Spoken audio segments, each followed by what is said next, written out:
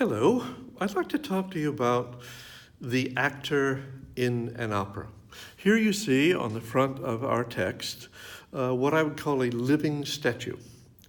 And an opera performer that walks on the stage before you is that. Of course, a warm human being is underneath, but he is also a living statue. That is myself at a younger age doing something heroic.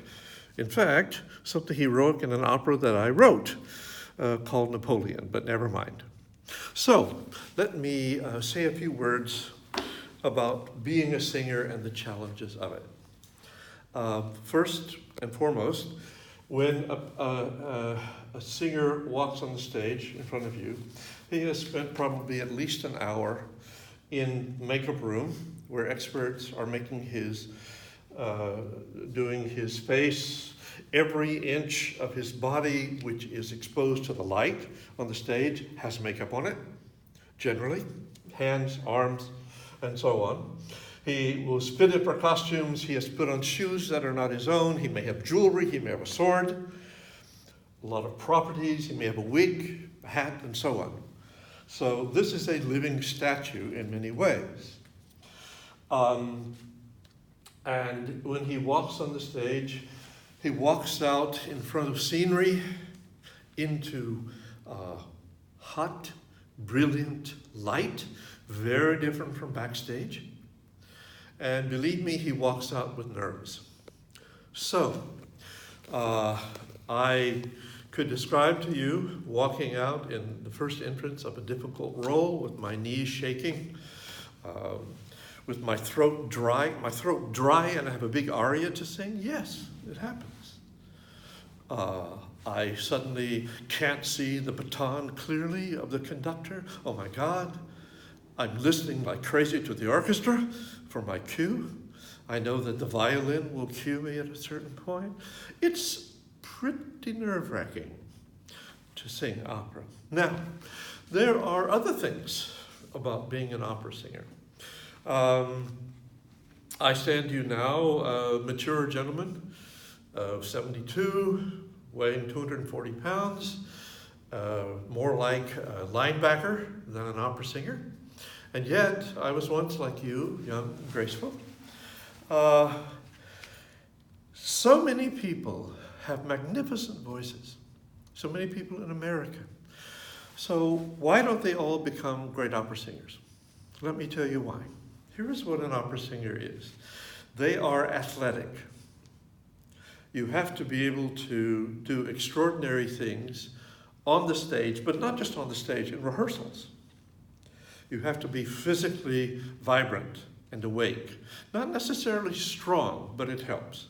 You have to have wonderful health because you will be working in dirty, drafty theaters where it's very easy to catch cold or catch anything, and where the fresh paint will be on the scenery sometimes, where if you have any allergies, you're in tough luck, my dear.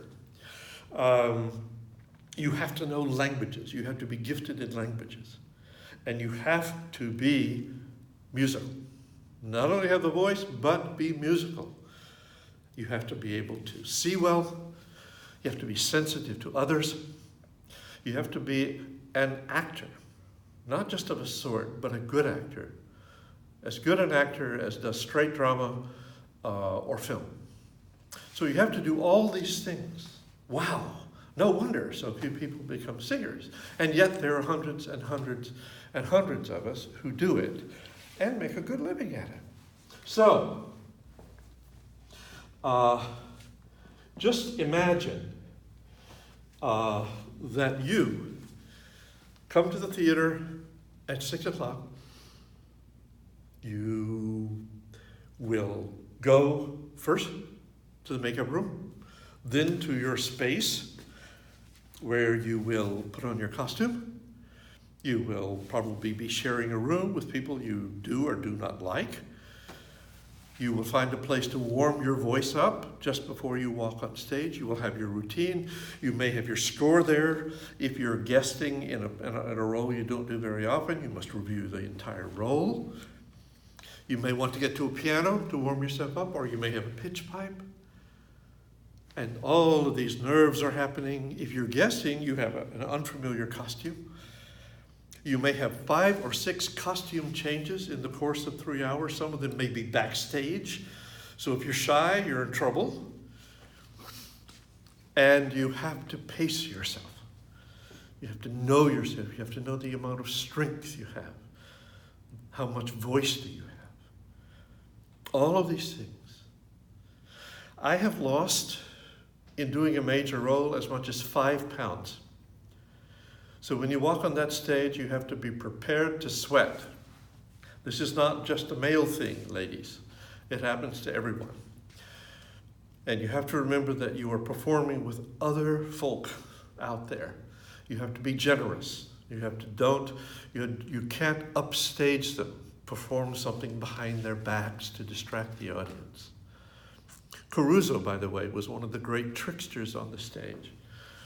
He used to, by reputation, and I'll close with this, Enrico Caruso used to bring a fresh egg from the market on stage with him in his hand. And when he exited the stage, he would always leave the egg in one of his fellow actors' hands on the stage. So they had to go on with their scene with a fresh egg in their hand. This was Enrico Caruso, one of the greatest opera singers who ever lived, and one of the great practical jokers of all time. So my advice to you is become an opera singer. Viva!